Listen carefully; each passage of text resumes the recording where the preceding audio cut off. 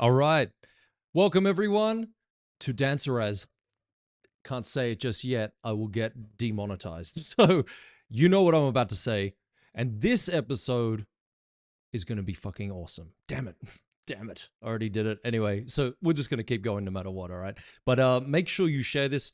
Thank you. Each week I'm getting between 18,000 to 22,000 of you watching my videos and tuning in. Really appreciate it.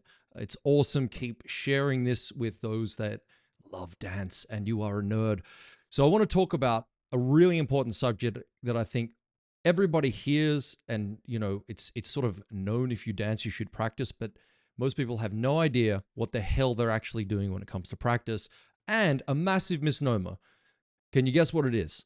It is practice does not equal perfect, right? So you hear practice makes perfect. It is a fallacy. Now, why? We have to start off with the understanding that, first of all, perfection doesn't exist. So the idea of you turning up and just doing shit in the studio is going to make you better is a complete misnomer. And I can prove it many different ways. One of those ways is through your own experience, okay? If you ever done something like developing a skill and you realized that after a while of doing it again and again and again, you hit either a diminishing return, or you plateaued out, or you saw no increase of skill, which I guess is like plateauing. The point being is that you can turn up for years and remain consistently shit at what you do, all right? So there is nothing that guarantees that you're going to improve by simply turning up. And that's what most people do in a dance studio. They turn up. It's like, I've been training this week real hard, real hard. I've been going at it, been dancing for 2 hours every day. But realistically, if you stay with me, because this is very important, we're going to go through like 5 problems that people have, and I'll give you some solutions. And these are really critical areas if you want to be good at anything, but particularly in dancing. So people say like, oh, I danced for 2 hours, and they really haven't danced for that long. Okay, so anyways, as we're going through this, I want you to leave your questions below, and I want you to pause this video or come back to it later on if you are at work or something like that and you can't see all of it, because these practice videos are some of the most popular I found with people because they lack a framework. They lack a system. They also don't understand how the body works in relationship to practice, okay? So we'll get into this now. So the main thing to understand is practice does not equal perfect because perfection doesn't exist. So what does it equal? This is the solution. Are you listening? Are you here? Are you ready? Are you listening? Right? Practice creates permanence. All right? Practice creates permanence. Say it with me now. Practice creates permanence. So, if you are dancing poorly, you are creating bad habits. Your bad habits equal bad dancing. And this is where the time and duration do not equal excellence in dancing or movement. All right? So you could be, I know of students who have danced for in excess of 20 years who are horrible dancers, okay? But they have religiously practiced and done lessons and just not been very good. And they know it because they're frustrated, right? So you can say, the argument can be like, oh, I love dance. I'm really happy when I dance. I feel peace with myself. I'm like, really? Really? You're great at delusion and self-fucking lying, right? Like, because you are so frustrated at yourself. You're off balance, you're off time. You don't seem to enjoy anything. So what are you talking about? So, and the reason is the bad habits that are in place, because practice creates permanence. So it's really important you know how to structure what you're doing to train the body effectively, to rid yourself of bad habits, to actually like minimize them. Now, don't get me wrong. There's always stuff we're going to improve. Why? Because no one's perfect. I'm certainly not perfect. And there's a lot that I can do to make myself better. But if you can get the foundations right, and there are foundations in this, yeah? There are principles you can master. There are foundations that for your body, your age, your skill, your level of dedication, you can train and ingrain yourself to have very good habits within, thus making you enjoy your dancing and really excel on the floor. Okay, so this is for pretty much every human being because we all operate the same way. Okay, so practice doesn't make perfect. Practice creates permanence. Okay, keep that in your mind as we go through these 5 major problems. Okay, so there's a saying, right, in I suppose you could call it neuroscience, which is what fires wires, right? So if we look at the way our body operates, what fires up here, wires in the body. And so your body is going to be, so there's a sort of framework going into these 5 problems, I should say.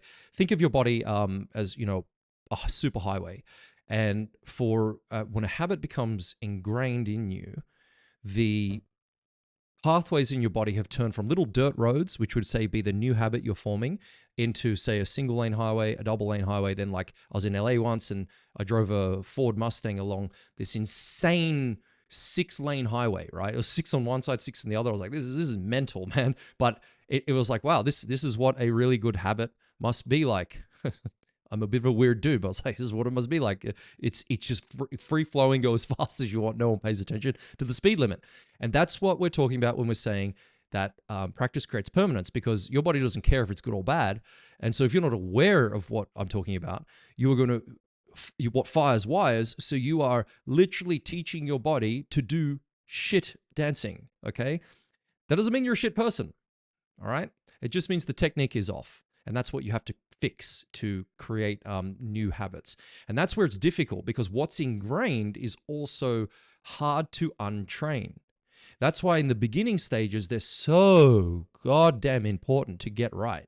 Getting your footwork right, getting the way you position your feet, the way you hold your body. This is all part of the training. And if you do that wrong, you set yourself up to have to unpick, or as I say, unfuck the technique. And so I've had students come in and they're like, that you knew they could move so well, but they had such fundamental basic problems with their feet that it took them off. It took them off, right? Like, so they were very frustrated. And I'll just say, well, do you know what your footwork is for these steps? It's like, what's footwork? I'm like, oh my God. So you got to this level and you don't know what your feet are doing. That's why you're having problems. And so they took a fair bit of training to get past. And to be honest, for some people, it's not worth it. And that's where it can get frustrating, right? Because to unpick that, it can be difficult. So if you don't want to do that, well, I'll teach you the right way. Become a Ballroom Mastery Access member and join me every day as I'll give you lessons. There's over 500 of them in my membership area. I will literally sequentially, step by step, show you how to actually set yourself up correctly. Footwork, feet positions for the man and lady, all the steps in ballroom and Latin dancing. Easy. It's like $9 a week, like cheap as chips, and very easy to follow, and you can do it at your own pace, okay? And I've stair-stepped it out, linked it all together. It's a fantastic program. Students email me fairly regularly just saying like how much this has changed their dancing in their own studio, right? In a positive way, because it's not like their teachers weren't giving them things. It's just an extra opinion and a system. See, most people don't have systems, and I'm a pretty systematic, logical thinker when it comes to improvement. The artistry side of dancing is a whole different beast, right? So you need a framework of systems in place to train your body in a skill, so you can start to move into the artistic area of actual dancing, right? So rhythm, musicality, artistry, etc. So all right, there should be a link here somewhere on the page, ballroommastery.tv/access. Check it out, join me, we'll have a lot of fun, and once a month I go live and I'll answer your questions, ladies and gentlemen. So all right, let's look at, now we understand that we've got the superhighway and you've got habits and we want to create new ones, and we want to move from little dirt road to the 6-speed superhighway, bang, bang, bang, with the good habits forming. What are the actual problems though to begin with for people? Okay, so number one, the first one is just bad time allocation. So this is the example seen before, and I want you to check yourself out on this. Can you do that for me? You want to do a bit of self-analysis? So clock how much time you've gone into the studio recently to practice, all right? And a lot of people will go in and they'll say, oh, I just did 2 hours. And then you realize they got in there late by 10 minutes, and then they took like 10 to put their shoes on, because it takes that long, right, to put your shoes on. So we're 20 minutes deep already. And then, we had to have a chat, right? Had to have a few people, be like, what's up? What's going on there? How you doing, Mary? Right? And then, 30 minutes have gone past after this chat. So now you've got an hour and a half left, and then you're like, what do I do today? And maybe if you're with a partner, you'll be like, what do we do? I don't know. And then so maybe you like fart around, moving a little bit, not really dancing yet, you see? So an hour goes by, and then it's like, well, we need a break. We've trained really hard. This is the self-deception, the delusion, going off the chart. And then, we've gone hard. It's an hour, so you have another drink. You getting what I'm saying here? You see how it works? And then you have an hour left, and then it's like, maybe you get through some routines, you get distracted again, go to the toilet, of course, then it's like, all right, I've got half an hour left. Well, maybe I've trained hard, I'll just give myself an early bird, right? Off we go, all right? Maybe there's something on Netflix, you see? And this is precisely what most people do. That's if they do 2 hours, right? So it's worse if it's like an hour, right? It's just in, out. And so then it's like, oh, how long do you train for? I trained for 2 hours. No, you didn't. You did not. Your body did not train for 2 hours, did it? You would be dead if you trained the way I train you. You would be dead. You ask any of my pro-am students, oh my God, like, yeah, when I'm on, man. Like it's intense and grueling. And so you can't really last for 2 hours. So this is the problem. So in your head, you might think, oh, I've danced for this much per week. And you realize, why aren't I getting much better? And so, well, because if you clocked all that time together, you've probably danced for an hour straight in that week. That is not enough to train your body effectively, you see. And so, because why? Well, what fires wires, and your body isn't responding. You're not getting enough of all the feel good hormones, everything like moving, your muscles retraining, rewiring, training all the specific things you have to in a sequential order. By the way, I must say this: there are certain things that matter more than others at your certain level of development. Okay, so and that's one of the things that I'm good at sort of ascertaining with the lower grade dancers, particularly, like focus on this, not this. So. Okay, so we understand the bad time allocation, all right? So that's one of the first things. The second one is going to be unaware of yourself. So how aware are you of this magnificent body of yours? How aware? Are you aware of how you're standing currently, right? How you're sitting? Are you aware of the connection to the floor, right? Can you actually feel the floor when you move? Are you aware of that? So awareness is actually really, really important for practice, because what are you doing wrong? Like, what skills do you lack that you're not working on? So I will mention this today. I had a student, and she's like, oh my God, you're going to mention me on the podcast. I'm like, damn right I am. But she's a good girl, and she does the work, and it's a slow progress. But one of the things that I was mentioning to her, that I said it's common between, it's me too, right? I've been absolutely through this process and problem, and so is pretty much most dancers, but not knowing what to do when you show up, right? Not being aware of your own limitations, self-imposed or otherwise, and what to do to break through to make what is currently, you would say, your ceiling, your new floor, okay? And so it could be something like, so as tangible dance examples, maybe you suck at spinning. Well, yeah, you're always going to suck at spinning until you really consciously, really, with a lot of awareness, focus on that skill development more than once a week, more than for 20 minutes, right? You've got to do it very consistently for quite a lot of time. All right. If you like any of this content, by the way, contribute, leave a question, tell me where you're from, ask a question as we go through it. It's awesome to have you. Catherine, I like that. Practice makes progress. That's true. I prefer to say progress over perfection, right? As sort of a mantra within our community, progress over perfection, because why? Well, with practice, perfection doesn't exist, right? Okay, so we're looking at being aware. And that's what I'm going to come to a solution, by the way, at the end of this for you. So stick with me on this, all right? Now, number 3 is being ill-prepared. Holy Lord. I remember kicking like a student out of the studio once because they were consistently coming without shoes. And I was just like, I was done. Like, I'd have a low... I'm not very good at teaching, like, children, right? So I stopped doing that a long time ago because I'm like, I was just too serious, too full on. And so I was like, that's not my space. I'm just going to stay away from that. So with the teenagers, though, I'm like, Alexander the Great was 16 when he like conquered the world, right? So I'm like, you're forgetting goddamn shoes. Go get your shoes. But they're at home. I'm like, I don't care. Go get your shoes. But mom's left. I was like, all right, you sit for the class and just watch. And so being ill-prepared is not, you're screwing yourself. Yeah, blame me. I'm the asshole, whatever. You're the one that benefits, or you're the one that suffers, right? And so that my space is my studio. It's my rules. It's how you play. And so being ill-prepared is not a good, reasonable excuse. So even if you're like a serious veteran dancer, there are so many people that come up to lessons. They don't know what they want to do, right? They're like, they look at each other. I don't know. What do you want to do? I don't know. There's no plan. So if you want to plan, go to ballroommastery.com. I will give you an ultimate dance planner. I created this thing myself with blood, sweat, and toil for years, figuring out my own little system. How the hell am I going to improve? Because I don't have a lot of time on my side. I need to like sort of try to create some type of shortcut in this without, I mean, there are no shortcuts, so it's probably the wrong word. Some sort of hack, right? That's going to get me to where I need to go fast. And that's precisely what I'm saying. I was seriously prepared. I always had questions, and I would be like, okay, focused, highly focused in on developing a specific problem within a dance or a specific problem within a dance routine.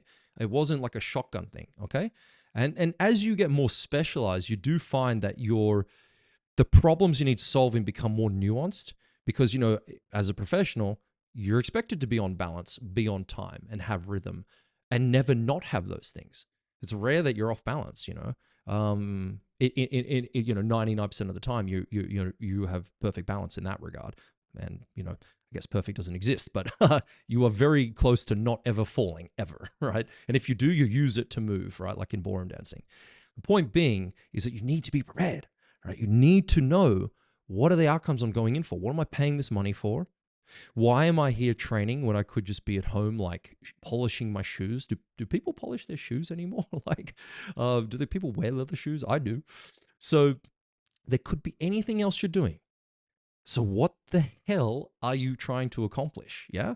And it doesn't need to be complicated. It can be something as simple as like, I would like to just have a good frame in my arms. I would like to have less tension in my body. See, this is becoming aware, isn't it? You see how these things all interlink as problematic if you don't know them. So the fourth is no structure. So that links into what I was saying with the plan. So there is a structure to all of this. It can seem random, but I'll give you a very easy example to understand with regards to structure in practice. You have a routine, you have choreography. Continuously going through your choreography and your routine is not practice. I'm going to say it again for those in the back. It's not practice, not practice. Okay? Do you understand? Why? Because practice is actually a deliberate act to create a skill, an upskill, and an outcome. So you could argue like, oh, I can, go through my routine again and again and again. That's me slapping you. No, because you are wiring in bad habits, right? Because if you are going through, I've seen this happen so many times, it's like it's almost irrefutable. Like you watch people go through the routines again and again and again. It's like you are literally doing the same bad shit every time. What? Stop it. And it just doesn't click for some people. I hope it clicks for you. It's like, why is this feeling bad? Because you're leaning backwards when you go to rotate. Like you're leaning back and then trying to spin every time you do it for years. That's why it sucks. How about you stand up, get a nice vertical line in your body, perpendicular to the floor, and spin around the goddamn axis of your spine properly, and voila, balance, right? But no, we'll just go back to leaning because you know better, or you're not aware, yeah? And so this is part of the thing. So no, going through your routine again and again and again is the easy way teachers make money because they just get to watch you, right? But to fix the problem, you're never going to do it in choreography, right? You're not going to do it in changing choreography. Why? Because it's a skill set, isn't it? You need to have your feet doing a certain thing, your legs doing a certain thing, your hips a certain way. You need the alignment in your body, and you need to know how the body functions in time and space, right? How it moves. And it doesn't need to be complicated. If you're a beginner, you don't need to know half of that shit. You just need to get your feet, your timing, and your posture, right? And get that together and then go to the next level, And so there's a structure. So the structure is, okay, we have this routine. There's going to be advanced parts, there's going to be easy parts, right, of the actual routine itself. Going through it from top to bottom serves a function when you're coming up to a rehearsal or coming up to a performance because here it is, ready for the truth. You aren't going to fix anything 2 weeks out from a comp anyway. So what you need to then do is performance work, which is different. You need to just have that routine in you so you can perform it on time and entertain an audience. But if you do that all the time, you will ingrain those bad habits again and again and again for your entire life. And it's harder to unfuck later. Okay. So that's the structure part. It's like, okay, what do I actually need to fix? What's the hierarchy of the things that I need to work on the most? Does it make sense? Yeah. Okay, so number 5 is just bad habits overall. So what are those bad habits? So the habits could be turning up late. The habit could be back-chatting the teacher, right? This is not conducive to your progress or your life. The bad habits could be the way you talk to your partner. Maybe that's why you've got 16 different partners in the last 2 years. Just saying, it's everyone else's problem, isn't it? It's actually yours. So isolate yourself. Like, what are the habits that matter the most? You know, maybe turning up early is more important than you putting on your shoes, you know, in 5 minutes instead of 10, right? Maybe you coming in early and staying later is a good habit, right? I know I was always one of the first to be in the studio for myself. I didn't always start dancing straight away, so look, I'm not going to put myself out there saying I was like this hype. I mean, I am hyper focused, but I would often listen to my body and ease into things, but I would definitely stay late. I got kicked out of the studio all the time. I was like, oh, I gotta go. I gotta shut the studio. It's like, can I do it? No. So that was a good habit. I loved it because I would keep going. Anyway, so I figure out the bad habits. So once you've sort of looked at your own dancing, you go, okay, I know I'm slow, right? Why am I slow?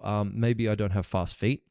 So I need to train my legs to have faster twitch muscles. So I need to, you know, do certain exercises within my dancing to get faster legs, right? To get faster feet.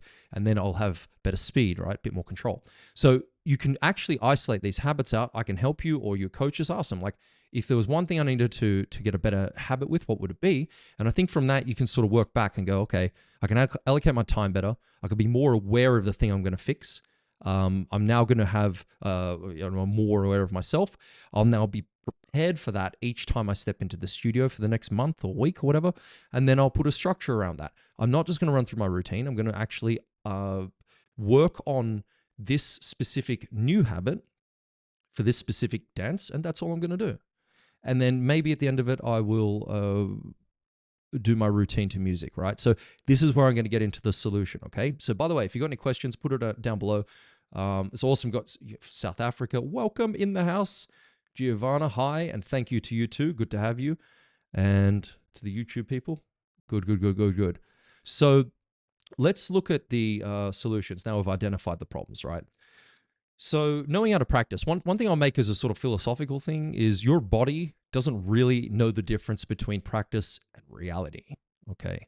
So you could always argue that your body's in constant state of training in a sense, because if you hunch at work like that and slouch for 8 hours a day or 6 hours a day, and then you step into the studio and expect to have this world-class posture, you won't override the 8 hours that you just trained, correct?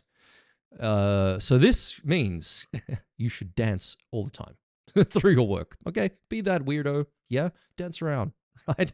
Do your cha-cha locks down the hallway, and then blame me. Okay, so the solution, right? I'll just give you three. There's obviously a few ways we can approach this, and again, I'll go deeper in my community about that and within actual frameworks, depending on your level. Okay. But number one, set the intention. So number one, set the intention. All right. So what does this mean? Know in advance. If you're going for a private lesson, set your intention for that private lesson. Note in the practice you just did for yourself what specific figure you're struggling with the most. You'll know what it is. And then that's the intention for the lesson. You want to fix that specific thing, not run through all your choreography. Yeah. That will test your teacher's teaching skill, by the way. Okay. Because the easiest thing to do as a teacher is make someone dance for like the whole lesson, and that's it. You know, actually fixing a problem is where the experience is required, and of course the knowledge, right? The knowledge base. So set that intention. If you're practicing with your partner, so this is a second type of secondary thing. If you're practicing with a partner, set the intention for that. So no going into it today. It's not like you're looking at each other for like 6 minutes and deciding, oh, mum, we'll do this. No. No, you already know that week is like the waltz, or that day is the waltz. And in that waltz, it's going to be, we're going to work on our frame during these advanced steps and basic steps. And that's often how I divide my dancing up. I'd be like, the basic stuff is sort of harder to make to look good because there's less that you can hide from. Advanced choreography can really, well, it can look cool, but it can just be danced atrociously, but it still looks cool, right? So there's all different types of problems within advanced choreography. So I'll just divide the two, yeah. So set that intention. Like, what are you actually going to work on? And it sounds so simple, but the majority of people just don't even do that, okay? But it really can have a dramatic output, okay, for yourself. Number two, use your time wisely. Stop with the BS, yeah? If you're there for 2 hours, you didn't dance for 2 hours, yeah?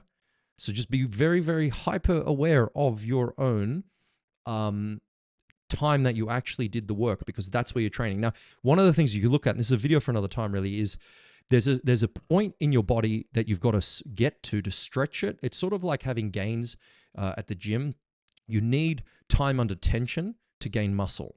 So the more time that you put in the gym and the more tension on the muscle, the more load, the stronger you get, right? So the resistance factor is very important. That's the same in dancing. You need your body to feel like it's got a good workout. It's stretched, it's sore the next day, because that's the new highways being created. That's the new, that's your body being sort of remolded into a different way. And that's super positive, guys. Like that's what you want. But again, you're trying to do it within a structure, yeah? You're trying to make sure that you're training your body, your posture correctly, right? So your head is not in your heels. For example, with posture, head weight is very important. So if your head weight is actually in your heels, you're going to find if you train like that, you train the muscles in your body and the skeletal system and the nervous system, all the tendons, everything starts to line up to now get you used to dancing because of your visual system, like your ears and your eyes. Your brain starts to calibrate, oh, my head being in my on top of my heels when I dance, you actually get used to that, even though it's not the correct way to align your body to dance in our world, right? What that means is that you can train your body into different ways, but you can also do it and create bad habits. So you need to do it with a system. You need to do it under a watchful eye as well. This is why private lessons is so vital, because of the weekly progress you make. You need a second eye looking at you going, what the hell did you just do to yourself? But you say, oh, I'm trying this thing of like overstretching my body, like working it harder, and you do it like too much. Yeah, you do it the wrong way, and that's okay. That's okay. I have a saying: overcook everything. Okay, just go balls to the wall. Overcook your dancing, because your coach will pull you back in line. One of the hardest things, man, that I find with people is to get energy out of them, right? To get the movement coming, to get some bloody like to put some energy behind it. And it's like, oh, I'm insecure. I don't feel like I can do this. It's like, oh, don't worry about your feelings. It's not what the point is. You're dancing in too much. You're not stretching your body enough. And the thing is, it's better to be corrected from overdoing something than from underdoing something and expecting them to pull you up. Do you understand? So I was always happy when my coach is like, you have overcooked that. You have burnt that. That is black, man. Like, wow, you've gone too far with that principle. Great, because it's easy to correct, and now I've got a better skill. Okay, so that's the second one. So using our time wisely. Did I do so? I can't remember. Did I say that? Number one was setting the intention before. Number two was use your time wisely. Yeah. So yeah, because that comes back to the highway. So note that if you've done 20 minutes or 30 minutes, that's the time under tension, so to speak, where you're rewiring your body, and hopefully you do it the correct way. Number three, before, what the hell did I write here? Oh yeah, yeah. Of course. I've got a few videos on this one. It's actually very good, and it's not what's it called? It's not a secret. It's been around since the 50s, and I've done some pretty extensive videos on this channel and my other YouTube channel on visualization. And I think originally from my memory, it started off, we know it now in sports psychology, but it didn't start there. It was used as a tool in like psychotherapy, I think, and then in the sort of the 50s around Vienna, and then sports therapy in the 50s and 60s got onto it real quick and noticed that if you mentally visualize a certain way, you increase your body's response to training, and you also start to what fires wires. So you stimulate the muscles in your body. You stimulate as if you're doing things. They found this with runners, that if they could do it a certain way, that their heart rate would increase. They would start to sweat as if the activity was happening, and their muscles would actually fire very similar to the way they were running. Now, did it exert the body? Did it increase their lung capacity, their VO2 max, things like that? No, but it had a correlating effect, which is very, very important for performance, yeah? So what that means for us as dancers, as an example, is that you step up, and in your mind, or in your brain, imagine like your brain has a cinema, okay? So you're projecting on the screen of your mind what you're trying to achieve, the way it looks. And so, and you're doing it in the best light. You're doing it with not as you are, but as you want to be, sort of thing. That type of setup is very important, because in my head, it relates to also self-talk. the way you look at yourself as a dancer, the way you look at yourself as a person. And that's hard to navigate, yeah? But this sort of tool helps you very much being more positive in the way you want to approach things, because you know now you're very intentional about your improvement, right? You're very intentional about making things better. You're very intentional about stretching your body, and it's okay if it's like bad, right? It's because you're creating better habits ultimately by pushing yourself, right? And so visualizing before you dance is actually very, very important, and you can do it quickly. Sometimes you might want to take your time. You can do it before bed if you want to do it with routines. It has a huge impact on mastering routines if you do it properly. If you want more information, you can have a look at my previous videos. Just type in like visualization Vaughan into YouTube, see what comes up, or let me know and I'll send it to you. Okay, so now, what's another analogy that comes to my head? The weekend golfer, steps up to the ball, hits it and prays, yeah? And then the professional has already sunk the shot in their head before they hit the ball. And that's why you see pro golfers, they'll get down, they'll look at the ball, put in the hole. In their mind, they're actually doing a visualization exercise to hit it properly, yeah? And so we can take something from that. Okay, so in summary, the five problems that exist, right? Bad time allocation, being unaware of yourself, ill-prepared, no structure, and just ultimately bad habits. What's the solution? Number one, set your intention before you turn up. Number two, use your time allocation wisely and be analytical about it. Really understand how much time you're actually dancing versus everything else. And by the way, it's okay to be social, okay? Just be aware. 2 hours doesn't mean you haven't danced for 2 hours, yeah? Okay, and before execution, mentally visualize. Try those this week. See how you go, because remember, what you do in practice creates permanence. And where is the... Yeah, it does. All right. Hello, everyone. It's been great to have you here. Thank you. Leave me a question. Let me know what I can help you with, and I'll see you in the next live. Thank you all.